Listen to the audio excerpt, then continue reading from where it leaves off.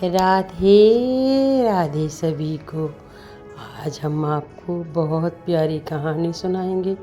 सुनकर आपको बड़ा ही आनंद आएगा। हमारी राधा रानी पृथ्वी पर कैसे अवतरित हुई, उसकी बड़ी प्यारी कहानी मैं पहले आपको बता चुकी हूँ।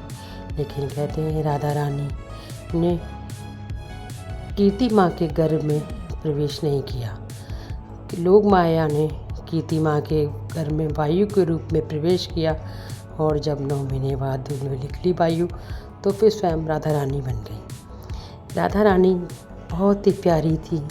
जब उनका जन्म जब अवतरित हुई, सभी देवी देवता उनके दर्शन करने के लिए आए।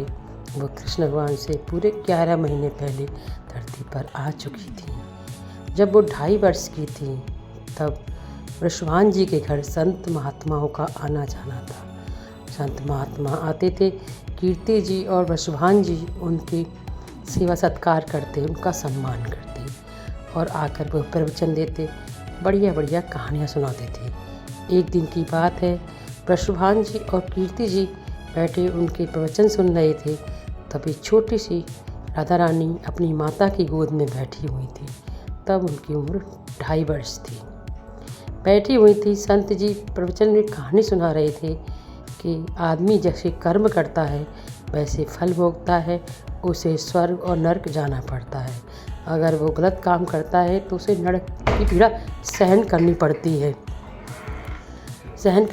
है। अगर स्वर्ग जाता है तो स्वर्ग के उसे सुख प्रदान होते हैं। जब ये बात संत जी कह रहे थे तभी राधा रानी फूट फूट कर रोने लगी। ईश्वरी जी कीर्ति जी ने कहा कि लाली क्यों रो रही बेटा, क्या बात है गई? कीर्ति कुछ नहीं बोली और ज़ोर ज़ोर से रोने लगी। तब संत जी ने कहा कि लाली कैसे रो रही हो बेटा? तब राधा रानी बोली कि मैं नहीं चाहती कोई नरक का दुख झेले। तब संत जी ने मुस्कुराए और छोटी सी किशोरी जी के सिर पे हाथ रख के बोले कि लाली जो तेरे नाम का जाप करेगा उसमें नरक में नहीं जाना पड़ेगा, वह इन बंधनों से मुक्त होगा। और जो निरंतर राधा नाम जाप करता रहेगा वह गोलोक को प्राप्त होगा, उसे कभी भी स्वर्ग और नरक के इन झंझट में नहीं पड़ना पड़ेगा। इसलिए जो सच्चे हृदय से राधा रानी के मन नाम का जाप करता है, निरंतर जाप करता है, उसे जन्म मरण के बंधन से मुक्ति मिल जाती है और मोक्ष की प्राप्ति होती है और सदा के लिए वह गोलोक में वास करता है। जब इतनी वास करेगा, जब ये बात सुनी राधा रानी तो खिलखिलाकर हंस पड़ी। इस प्रकार राधा नाम की महिमा अवन्य है। राधा नाम की महिमा तो सभी मानते हैं और निरंतर राधा नाम जपने का प्रयत्न करते हैं। ऐसे ही हमारे श्री कृष्ण भगवान हैं, उन्हें अपने नाम से ज़्यादा राधा रानी का नाम प्रिय है।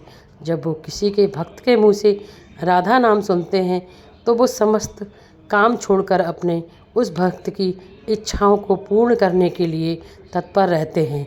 राधा नाम की महिमा सुनकर सभी देवी देवता प्रसन्न रहते हैं और जो राधा नाम का जाप करता है वह निरंतर इस लोक में सुख भोग कर अंत में मोक्ष को प्रदान होता है।